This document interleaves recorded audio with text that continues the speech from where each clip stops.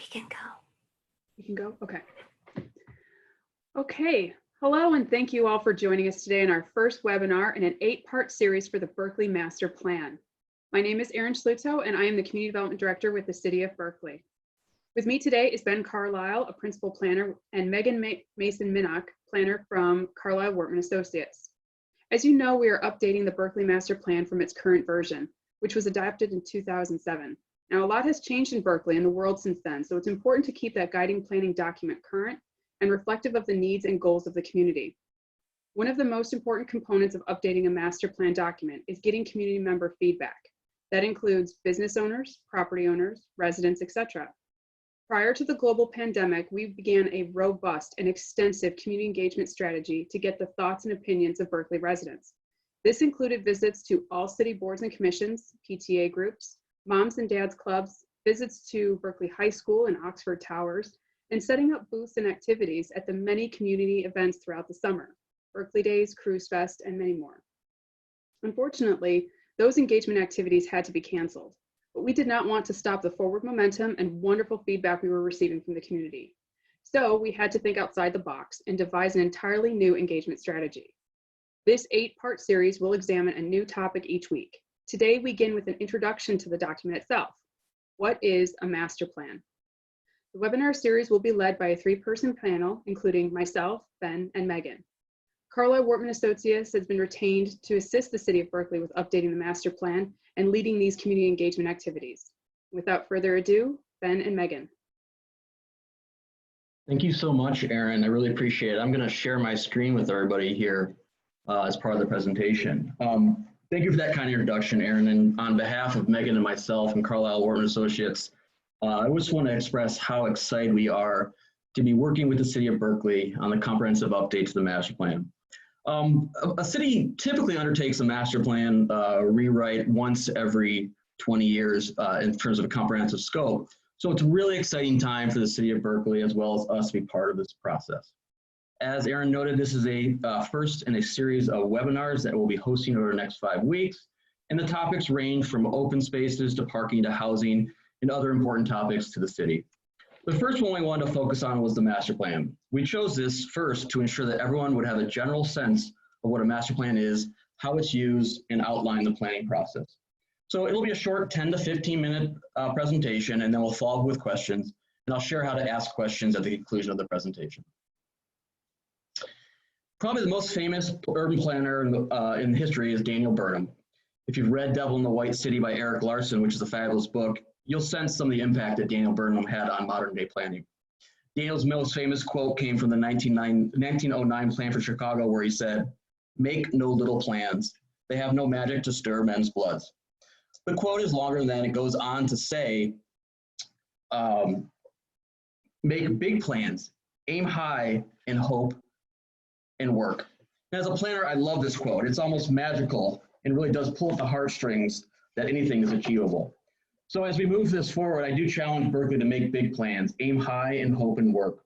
But I'm also going to throw a little water on that fire. I want to challenge Berkeley to be pragmatic and also realistic, and to create a plan that does aim high, but is also achievable. So why do cities plan? Well, frankly, no different than why you may plan or why your family may plan. Hopefully you plan for financial reasons, or you may be planning for the next vacation, whenever that will be. And cities plan for the same reasons. First is to anticipate change. We know change is coming. Excuse me. We know change is coming. And how do we anticipate it to make sure that change is predictable? It's much easier to deal with change when you're able to anticipate it and create predictability because you plan for it. Like all cities, or like us, cities also have limited resources. So when my monthly salary comes in, I have to decide between paying my mortgage, paying my car bill, paying for my kids' college, etc. So similar city, they have to allocate their resources wisely. That may be financially, staff resources, etc. So the master plan and the planning process is used to ensure that a city is able to properly allocate those resources.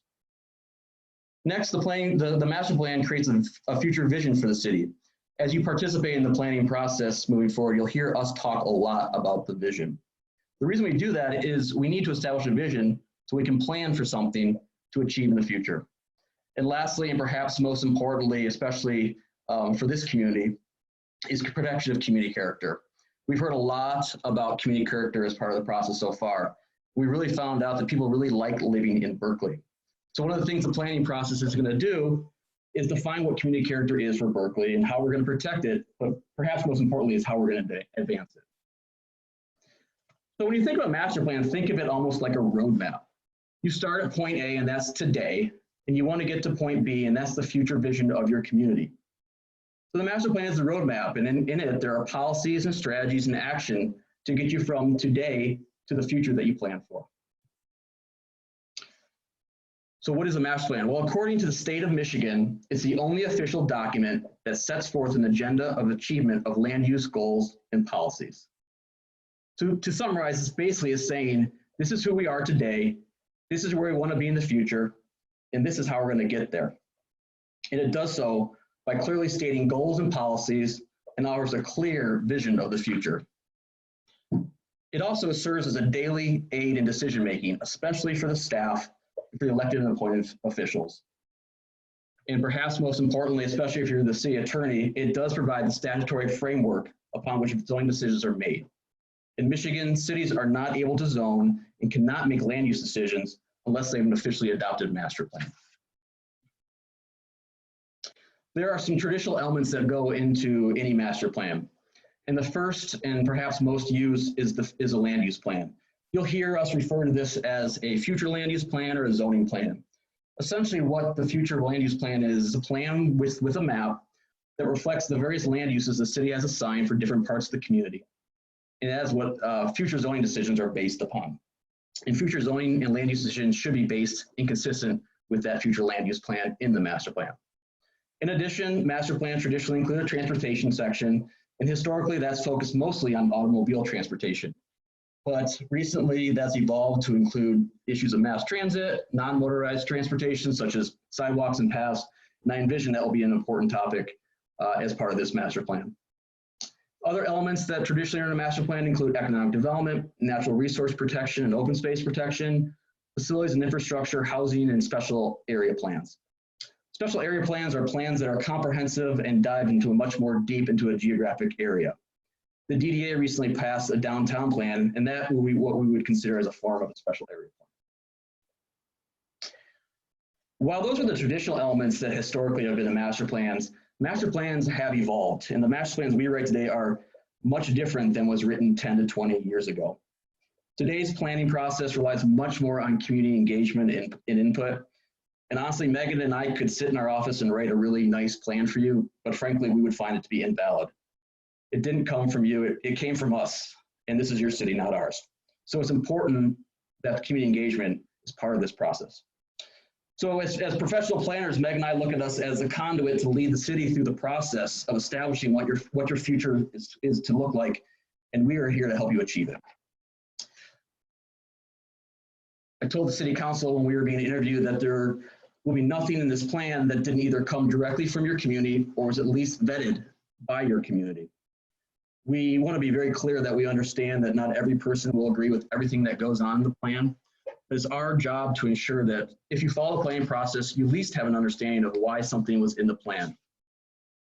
In addition, our plans today are much more graphically oriented. We are not going to give you a 300-page book of text. The intent is the plan is to read like a story, is to be interesting. We want each chapter to stand on its own so that you can read that chapter and understand the concept of that chapter without having to read the entire master plan. Today's plans are much more comprehensive and holistic than older plans that solely focused on land use and built environment. We deal with much more social issues than plans did in the past. And lastly, and perhaps most importantly, our plans and the master plans that we write focus a lot more on actions and implementation. We really want to leave the city with a step-by-step guide for implementation to make this a usable document. We've been working with the steering committee, and I'll talk a little bit more about them here in a second, but they've been tremendous to work with and have helped us identify a few items to address in the plan. First, some items that were identified was housing. And as you obviously know, Berkeley is predominantly single-family housing. But one of the questions that we will tackle as part of the master plan is, does the community want housing diversity? If so, where does it want that? What type and how much? And these are issues that will be discussed. We've heard a lot about preserving open space, finding new ways to create open space areas and community gathering areas. The issue of a community center has also been raised as part of this process. In Berkeley, the corridors obviously are extremely important. They are your areas of commercial, office, and multifamily. So looking forward, how do you want Woodward and Coolidge, 11 Mile, and Greenfield to develop? What kind of uses do you want on them? What do you want them to look like? What forms of multimodal transportation should be part of them? And these are issues that we'll think about as part of the master planning process. Parking. We heard a lot about parking. We heard it's an issue. Is it enough? Is it in the right location? And I'm sure we all will have a lot more to say about that when we move forward as we address it as part of the plan. And again, the issue of community character. What does that mean for Berkeley? It's a term that used a lot, but what does it really mean for Berkeley? How do we protect it and how do we enhance it? If you follow us through the planning process, you'll hear us talk a lot about the 3 what method. First, what is important to your community? Why is it important? And what do we need to do about it? This is how we approach a lot of our planning processes. The community is really important in identifying and talking about the first 2 whats. What is important and why? Frankly, it's my job and Megan's job and Aaron, other officials and staff to help you think about the third. What do we need to do about it? What strategies, policies, and resources can we offer and put in the plan to address the first 2 whats? So what is important to the community and why are these issues important? As noted, as Aaron said, engagement is extremely important.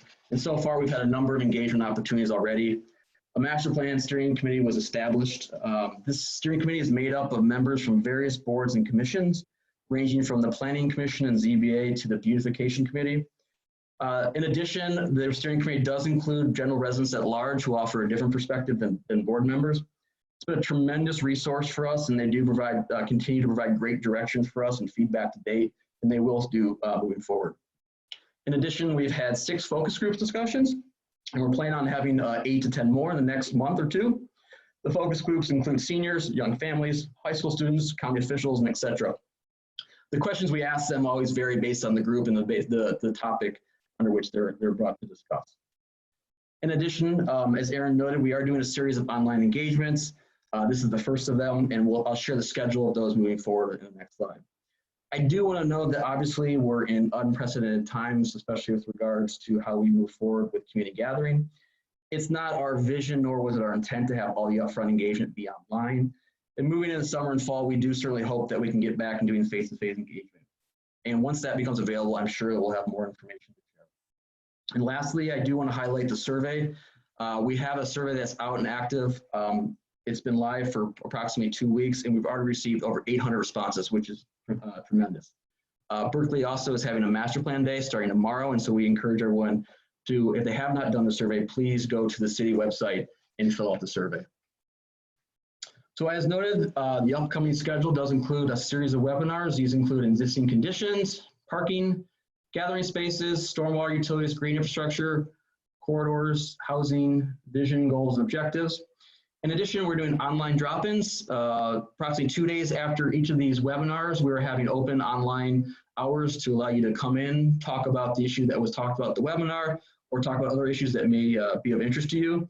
The first one in regards to this presentation will be Thursday at 3 o'clock. And for more information, be sure to go to the city website at /masterplan to get more information. We want to hear from you. This is not supposed to be a one-way process. So all the webinars will be posted. Please comment on those. In addition, there is a Berkeley Master Plan community group on Facebook. If you don't feel comfortable putting your comments out publicly on social media, you can always directly email us at masterplan@berkeley.net or mail suggestions to City Hall or leave a voicemail at the voicemail number listed below. In addition, I want to conclude by saying we encourage you to take the survey if you haven't done so already, because we really excited about the response rate and want to share that with the community as soon as the survey closes. So with that, that concludes my presentation, and I'm now going to turn over to Megan from my office, who is going to explain how people can ask questions. Thanks, Ben. So how we're going to do the questions is one of 2 ways. If you've joined my computer, you can see the Q&A box in the bottom. Click on that and type any question. If you would prefer to ask your question verbally, what we'd ask you to do is to raise your hand using the Zoom functionality. So if you've joined by, again, a computer, go down to the bottom and you'll see something that says participants. And then at participants, and then that will click open and you'll see something at the bottom that says raise your hand. And you can do that via that. If you've joined by phone, press *9. If you're on a tablet or a phone, sometimes that bar is on the top of your screen. And so again, look for where it says participants and then something should pop open and you can raise your hand. So, and we welcome any questions that anybody has or comments, especially from, I see a number of names of folks who are on the steering committee as well.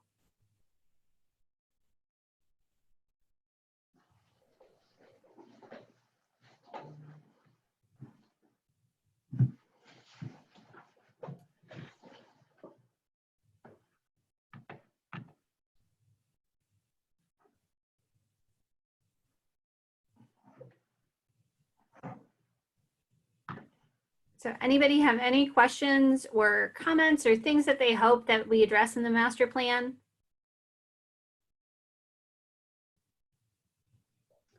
Maybe we could talk a little bit about the difference between a master plan and an ordinance. There's been some discussion and, previous conversations I've had with some people have been a little confused at what is in a plan is what is going to happen the next day versus kind of the conceptual renderings that we sometimes propose. Yeah, I think I'll start with that, and then Megan, you can certainly jump in. I'll start with the legal differences. A master plan is a regulatory document. It's a policy document. It's a vision and it's aspirational. The ordinance is an actual legal document, a requirement, a law, a regulation. So when we talk about planning, we always note that we plan first and zone second. So we use the master plan to set the vision for the community, the policy for the community, and the aspirational goals for the community. How you implement those goals are through the zoning ordinance. So just because something may be in the master plan with regards to redevelopment of a certain area, some certain policy, that doesn't mean that is the exact way it's going to happen. It doesn't mean that that's the law and the way it has to happen, but it sets the foundation for any future policy or any future regulations that are adopted by the community. Again, it's aspirational. It's much more goal-oriented. It's policy. It's not actual regulations. That comes through your zoning ordinances and other general ordinances of the community. So I want to thank Mark Richardson for posting a question. How useful will it be to make examples of other community solutions to the problems we will be dealing with available to stakeholders and public as we go forward? Thanks, Mark. That's a great question, and it's one that we think is very important. I'll start with that. A little about us. We work in 80 communities here in Southeast Michigan, so we do bring with us a lot of expertise that we can apply for other places in the Southeast Michigan. But not only do we look to Southeast Michigan, we are also very active in national issues and topics. So we certainly will bring other communities' experiences to an issue to bear and show you how other communities do it. That doesn't mean that's the right approach here. Because and we've heard this very loud and clear from a lot of the participants, is you don't want to be Royal Oak, or you don't want to be name another community, you want to be Berkeley. So what may have worked in another community may not work in Berkeley. But what we can do is show you their experiences, and we can craft and mold it to what is applicable to Berkeley. So we do not think a one-size-fits-all approach is the right approach here in Berkeley, but we think that we can bring experiences from other communities and say, how would this fit in Berkeley? Would this fit in Berkeley? And if it does, let's shape it to make sure it's unique to Berkeley. And I just want to add that that's one of the reasons that we're having webinars about specific topics, such as housing, such as green infrastructure, such as gathering spaces. So in those webinars, what we hope to do is share examples from those other communities and then hear from you, the community, about what you think would work. This might work here in Berkeley, or this aspect of it would. And so that's one of the reasons that we are looking to have these webinars during this time, so that we can, normally what we would do is have things in Berkeley, or we'd have 3 days where we were set up in your community and we could come and talk about specific things. But instead we're in this format, but I just want to emphasize that's where we'll be sharing those examples. And also, if you have examples of things that you've seen in other communities that you think would work in Berkeley, we would love to hear them. So again, please use that voicemail, the address, or the email in order to do that. So there's 2 more questions, and I'll throw this out to you, Megan. How do the current challenges regarding the pandemic play into the 10 to 20-year plan such as this? Well, I think there's challenges on 2 levels. One, there's a challenge in actually the master planning process, and that we don't have the usual ways that we interact with each other. And so the community engagement that we're all used to is changing. And so that's a challenge for us as we go forward. And you've got a great staff here at Berkeley who's been able to pivot and supportive of doing things a little differently. And we really appreciate that. But in terms of looking at a 10 to 20-year plan, basically, we're looking at the next 5 years maybe being a lot different than what we anticipated 6 years ago due to the economy. So those plans that are for the short term may not be as lofty as those that are for the long term. But that doesn't necessarily mean that you should take those lofty ambitions and the vision of what you want your community to be off the table, because that's really the what and the what and the so what. I think in terms of when we get down to the nuts and bolts and what you can do in 5 years, what you can do in 10 years, and what you can do in 20 years. So the what now will obviously have to adjust based on what's happened here in the past couple of months. Yeah, and it's, I'll tell you, we as planners are following very closely, behaviors and patterns as a result of the pandemic and looking at that in the future. It's a little early to get some final conclusions, but for example, there's all sorts of data information that there will be significant changes in office space and office layouts, and more people will be telecommuting because this has proven it works. I'll be honest, our company has always had a work from the office mentality, and I think we've all realized that we can do a lot from home and we don't have to come in the office. So that changes the office demand. Retail has significantly changed. So how do we fill those spaces that were once office and retail with viable uses? So there will be changes based on patterns that you'll see from this. And I think one of the things this pandemic has shown us is how important community is and where you live is. And how you value where you live much more. And so those are things that we'll be thinking of moving forward, and it kind of relates to that community character issue that we discussed earlier. But in terms of conclusion about how this is going to change behaviors in the next 5 to 10 years, I don't know if we know that at this point, but it's certainly something that we'll be following. And I'm sure the next year, 6 months to a year, we'll better shape those decisions that we're making. So we had a question from Natalie Price. I would love to hear more about how you plan to gather ideas and feedback from residents. What tools have you created since this necessary social distancing restrictions have been put into place? Well, that's a great question, Natalie, and we've talked about that really for the last month. What we have done is to take a lot of the things that we would normally do in person and take them virtual.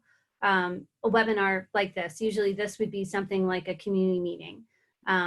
Or if we were, like for instance, the webinar on corridors, normally we would have a walk with people and we'd walk down 12 Mile, 11 Mile in Greenfield and talk about them. But at this point in time, this is probably not possible, at least for the next maybe month or so. So looking at, we're gonna look to do what's safe and to keep people healthy, but at the same time to move as much of it virtually online. And then also to have different ways for people to communicate in all ways, who have all sorts of different ways that they feel comfortable communicating. So that's why we have a voicemail box. So for people can call, and also for the surveys, While it is an online platform, if there are people who want a paper copy, just email the email address we shared, and a paper copy can be delivered to you. And as we go forward, we're going to continue to adjust and make sure we put those necessary social distancing restrictions in if we have the chance to meet in person. I don't know, Ben or Aaron, do you have anything to add? No, we when this came down, we had some real hard conversations internally and with the city, and basically it was, we've got great momentum. We don't want to put this on hold, so let's think creatively about how we can keep the engagement going, but yet be inclusive. So that's what we're intending to do. It's our goal and our hope to get back at some point to doing live, in-person participation, and we think that will happen hopefully sooner than later. But as Megan noted, we want it to be safe, so we don't want to put anybody in any jeopardy. So we're going to keep doing this until we think it's safe to do it otherwise. But we will at some point be back doing in person and trying to find ways to reach populations that may not feel comfortable doing it this way. So we had a question from Mike Kirby. When anticipating the changes we are planning for, what type of information and statistics help guide our projections? So Ben, do you want to take that one? Yeah, I mean, the easiest one right now to answer is that and I'm going to push the census. Fill out your census. This 2020 census is coming out. That's huge because that really does shape a lot of some of our demographic information to help us make smart decisions.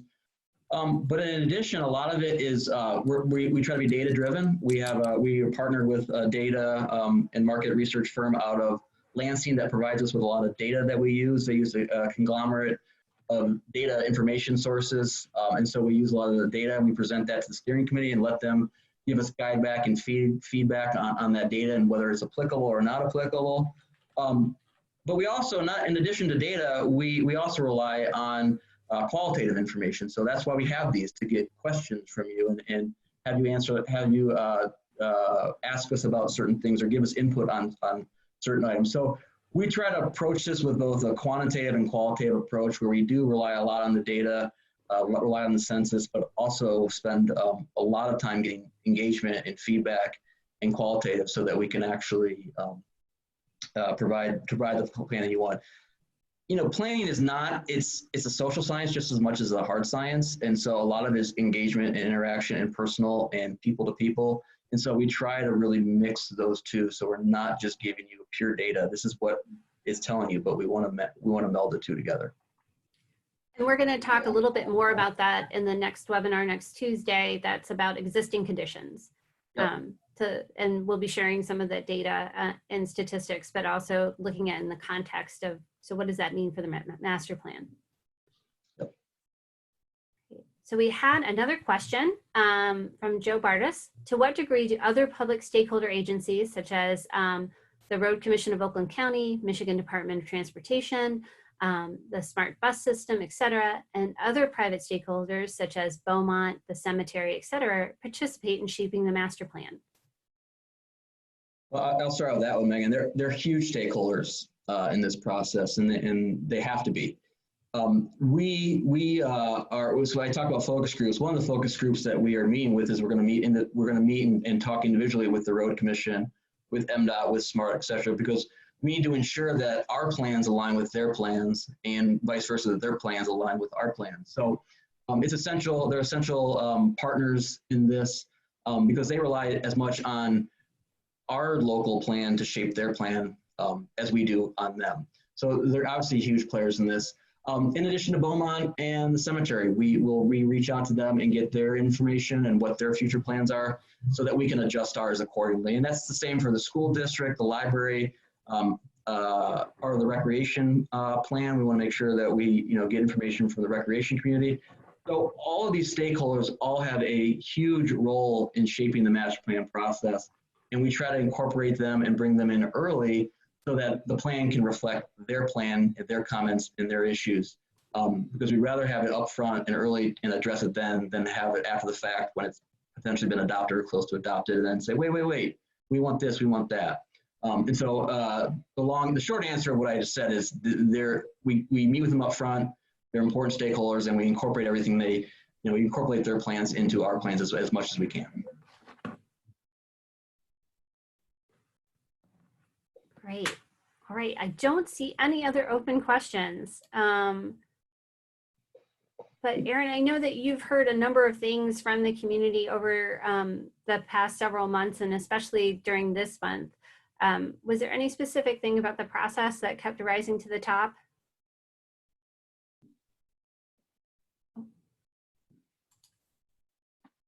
Was muted. I think a lot of people were intrigued by the community engagement process. We had, right after the global pandemic and shut everything down, we did a Facebook poll, and that garnered a lot of public attention. And there was concern that that was going to be the only means of engagement and getting answers to these questions.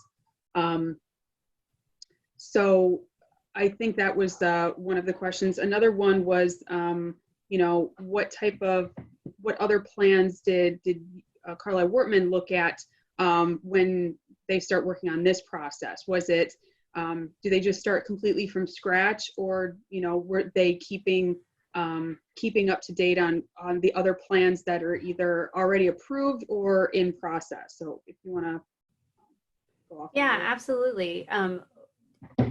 So we believe that part of the process is honoring what's been done before, and all the work that's gone into those plans, those ordinances, those community efforts.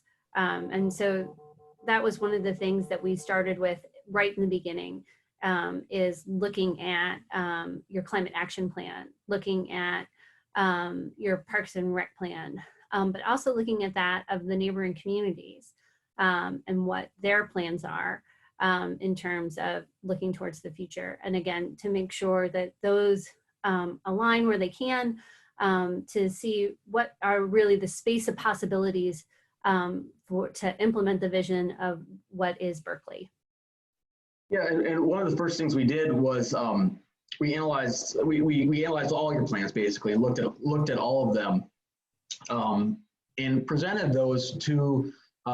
We had what we call a plan-to-plan meeting, which was a meeting with City Council and Planning Commission, and kind of said, here are some of the goals that are in your current plans. Are those still valid, or are they not? And we got really good feedback, and so we want to be responsive to not throw out your existing planning efforts, because frankly, you've done a lot of great planning work. But we want to recognize that one of the goals of this, and we said it very early on in our interview, was you've got a lot of plans that are out there. We want this plan to bring kind of them all together. And so that's the intent. So we do look and spend a lot of time looking and analyzing your existing plans, but we recognize this is going to be a new plan that hopefully is going to bring all these other planning efforts together and kind of meld into hopefully one comprehensive document.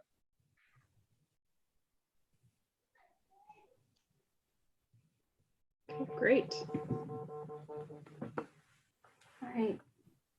So Megan, I have a question for you. Sure. What is one major topic you're seeing in planning or in Southeast Michigan that we should be focusing on as part of the Berkeley Plan? In Southeastern Michigan, in terms of Berkeley, well, I think, a lot of that is about placemaking, and the and it's a bit of a new trend sometimes in planning, but to look at making great places, and that becomes your economic driver. And there's so much in Berkeley that's great. And we've heard so much from community members about how much they love it. But also at the same time, it seems that there's this desire for people to be together and to gather together, and they really can't find that place. Whether it's on 12 Mile, or heard a lot of nostalgia for the old ice rink, and where are those places where we can come together as a community, be it a park, be it sidewalk seating, or is it a community center of some sort? But at the same time, hearing from folks also that, we don't want to change the fundamental core of who we are. And so sometimes when we look at these grand designs, especially from somebody who's coming from the outside in, it feels like they forgot who I am and what I want and what I value. And so that's one of the reasons that we really want to take some time during the next month to listen and to help and to find that out from you, the community, and then factor that into how you can make those places in Berkeley. Yeah, I mean, one thing we kept hearing is people, they really like it here. And it's almost like we like it, just make it better. So I don't think we're going to see any sweeping major changes, especially from a land use standpoint. But it's refining those details. It's making sure there's good transition from the corridors into the residential neighborhoods. Making sure that there's places for people to walk to get daily goods and services. It's finding those common shareable open spaces and community gathering spaces for people. I know it's weird to say gathering spaces now where we're at, but this will end soon, hopefully. So it's really just refining what the already great things there are about Berkeley, and you know, strengthening up the existing housing stock. So really, again, we don't see major sweeping changes, but really refining and improving what's already existing. But Ben, I would say that housing is one of those issues that I think everybody in Southeastern Michigan is dealing with, and that change in the housing market and the change in the population. So statistically across the nation, but especially in Southeastern Michigan, and those ring suburbs that are, you know, and you're one of them, along with, you know, Ferndale and Royal Oak and Oak Park and Southfield, your neighbors, but also, you know, the Birminghams, the Lathrop villages. You have an aging population because the baby boomers have gotten older. And then behind them, there's my generation, Generation X, and we're teeny tiny. We're not going to occupy all their housing. And then behind us is the millennials, but their housing preferences and buying patterns have been very different, and starting families later and also buying houses later. And then their preferences and the baby boomer preferences have often when you look at a national and state level, trended more towards, trended away sometimes from single family. And there's a variety of reasons for that. And so when a community like yours, which was built in the housing boom of the 1910s and 20s, as single family housing, how your community adjusts with that is something that we'll look at in this master plan. And that's the reason, again, we're having a webinar on housing. However, that's got to fit within your community, and we've got to talk about what those are and how they work.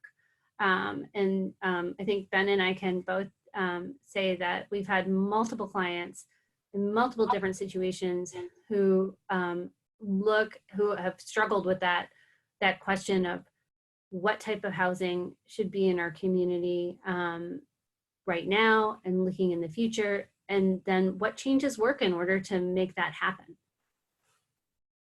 Yeah, and every community approaches a different way, and there's no right or wrong way to do it. It's just what works for your community. So housing will have to be a significant conversation as part of this master plan moving forward.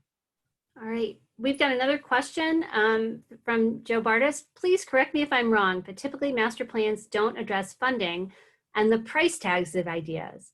Are there other ways to view the content through the financial lens? Oh, Ben, this is all yours. Joe, I knew Joe would ask a question like this. Joe, you're right. We don't necessarily, we don't not include an idea. I'll say it this way. We don't not include an idea simply because it may be financially not feasible.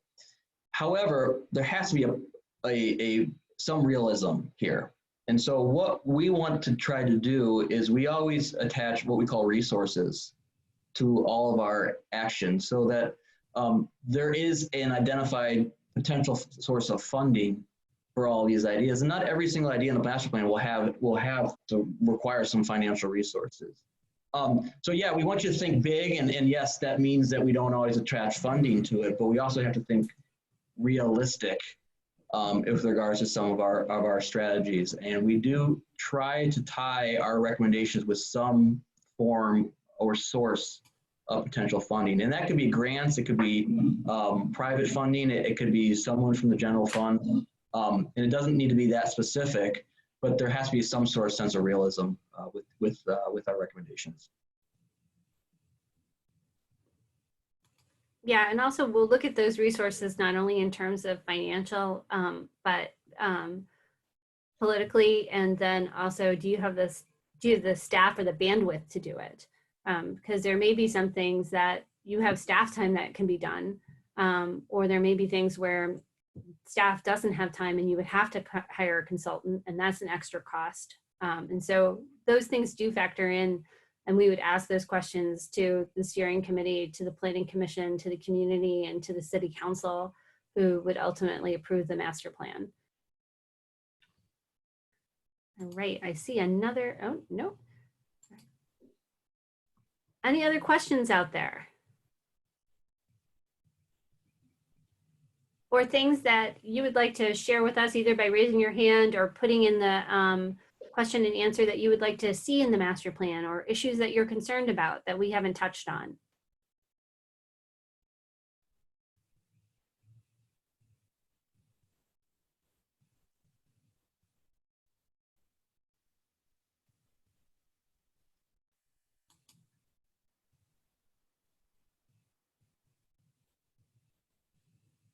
We got a question from Lisa Kempner. The future 8 to 10 focus groups planned, do you have those people planned, or do you still need more people? Yes, we could still do with some more people. We're having some trouble filling those groups. So if you know people who are interested, we're looking for senior citizens. We're looking for Berkeley high school students. We are looking for developers and real estate agencies.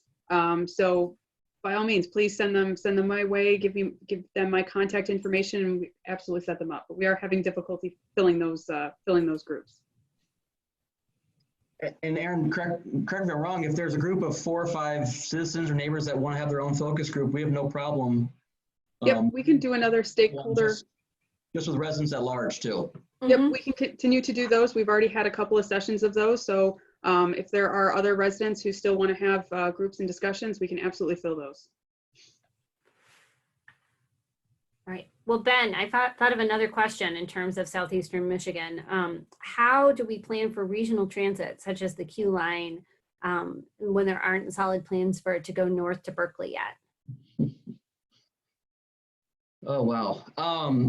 Well, I think first off is we need to work with the Regional Transportation Authority, and they're one of the groups that we are interviewing as part of focus group, and have a discussion to them about what their future plans are and when the timing is. That, the timing is always to extend the Q line, but when that really happens. And I know that there are a number of communities working on this. Royal Oak is working on it. I know Huntington Woods is working on it as well. So I think we partner with those other groups too to start talking about the potential of a Q line or some sort of form of transit along Woodward.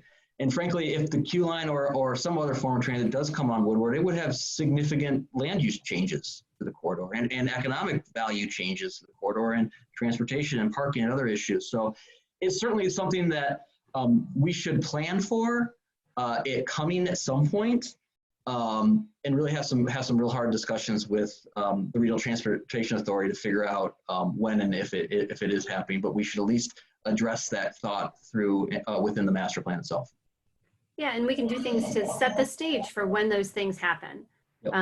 Because sometimes when they come along, you don't want to be scrambling to get there, and at least by starting the conversations and having a starting point, then it would be the city is in a better place when and if those transportation improvements happened. Yep.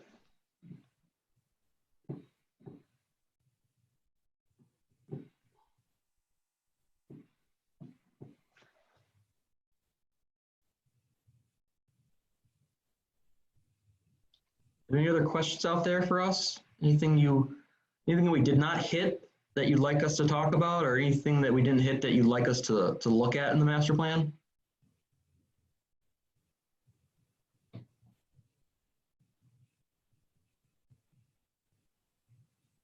Okay. All right. Well, thank you, Ben, Megan. Thank you so much for taking the time to talk with us and go through what a master plan is. We have the drop-in meeting, which is scheduled for Thursday, May 21st at 3 p.m. And those Zoom details are available on our website. And this is just a not a part two, but a condensed version of what we're doing in case anyone couldn't make this webinar today. Our next webinar will be scheduled for Tuesday, May 26th, 4 p.m., in which we will be discussing the existing conditions in Berkeley. So if anyone would be interested in attending, all of those Zoom invite details are available on our city website. All right. Thank you very much, everybody. Have a great day. Thank you. Thank you.